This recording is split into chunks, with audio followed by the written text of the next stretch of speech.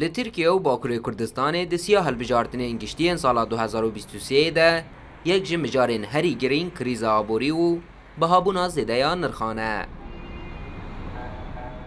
روشاتی اوی آسته کو او یک نتنه دا آماران ده دیار دبه. لی برپرسن حکومت ترکیه جی ایدی و روشه به اشکره قبول دکن.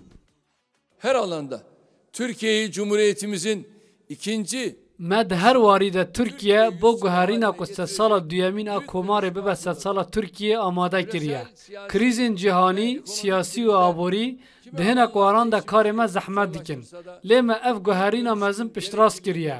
تفی که پرسکریکن ما اجبر بهابونا جیان هنجی لی درفتو و ببریاربونا ما مزنتره. Parti Genel Başkanı, Cumhurbaşkanımız kıymetli حکومت AKP اف زیده 20 سالن ترکیه بریود به. لی یکم جارکو ددما دسلاتا خوده روبروی تابلو که وها گرانیا آبوری دبه. تفیکو به چندین پینگاوان حول دده روشا آبوری باش بکجی لی رژه انفلاسیون هر مه بلند دبه و اسناف و دکاندار نچار دمینن نرخی کلوپلان بها بکن. İktidar ekonomide de benzer hamleler yapıyor. دسالات دا آبوری دا جی هنک پینگاوان دا آویجه. هنک پاکتان راد گهینه و پینگاوان خاپینوک دا آویجه. که دوی بایری ده تمنی خواب دریج بکر.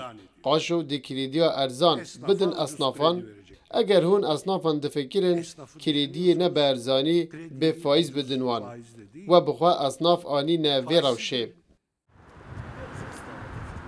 دما AKP یکم جار ده سال 2002 ده هات سر دسلاته رژه انفلاسیون در دوره جسادی سهبو. لید ایلونای سال ده لگور آمارین حکومت جی او رژه گهشتیه جسادی 83.45.